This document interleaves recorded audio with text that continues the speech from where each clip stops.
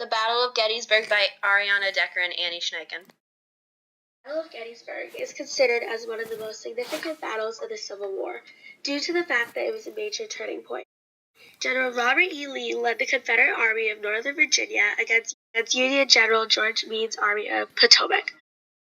Altogether, the battle had 158,000 men involved, 75,000 for the Confederates, 83,000 for the Union. Beginning on July 1st, Gettysburg lasted 3 days and resulted in about 50,000 casualties, making it one of the deadliest battles fought in the Civil War. After his victory at Chancellorsville, Lee marched north to take war away from Virginia, weaken northern cities, and to hopefully make another victory. Lee hoped that the victory would convince Britain and France to give aid. Meade also marched north to stay between Lee and Washington, D.C. Although Lee was leading his men into the north, he didn't intend to start the Battle of Gettysburg. Lee led his men into Gettysburg just to collect supplies, and Meade was also in the area by chance. When the two armies ran into each other, they accidentally started a full-fledged battle. This happened when a foraging brigade of Confederates spotted a forward column of Union cavalry. On the first day of battle, Union cavalry under Brigadier General John Buford slowed the Confederate advance. Once more Confederate reinforcements under General A.P. Hill and Richmond Ewell arrived, the Union was outnumbered. 30,000 Confederates fought 20,000 Union soldiers. Eventually, the Union fell back to Cemetery Hill and Culp's Hill. Lee recalled the losses of the first day, saying, "It is believed that the enemy suffered severely in these operations, but our own loss has not been light." On the second day, the Union force strengthened when reinforcements arrived.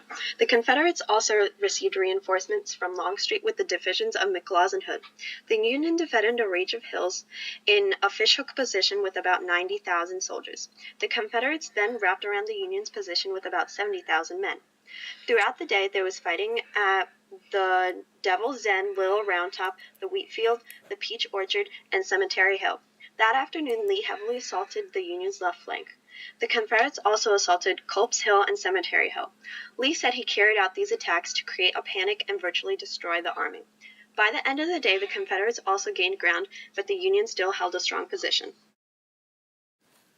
The third day of the battle was the day with the most fighting and loss, and it was on the third day that the battle ended. It started out with fighting on Culp's Hill that had resumed and cavalry fights to the east and south. But the main fight of the day was Pickett's Charge, a large Confederate attack against the Union.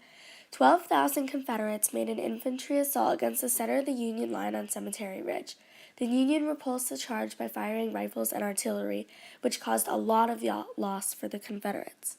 Lee wrote of this battle, saying, "Our artillery having nearly expended its ammunition, the attacking columns became exposed to the heavy fire of the numerous batteries near the summit of the ridge, and after a most determined and gallant struggle were compelled to relinquish their advantage and fall back to the original positions with severe loss." Because of the large number of casualties, Lee made the decision to retreat back into Virginia. All in all, the casualties resulted to be almost 50,000. The Confederates lost 25,000 men, while the Union lost 23,000. This battle, although started by accident, was one of the most important battles of the Civil War. After the Battle of Gettysburg, Lee was forced to retreat back into Virginia, which took away his chances of winning a battle in the north. Not only that, but Lee's inability to win another northern battle convinced Britain and France not to give aid, which could have changed the whole outcome of the war.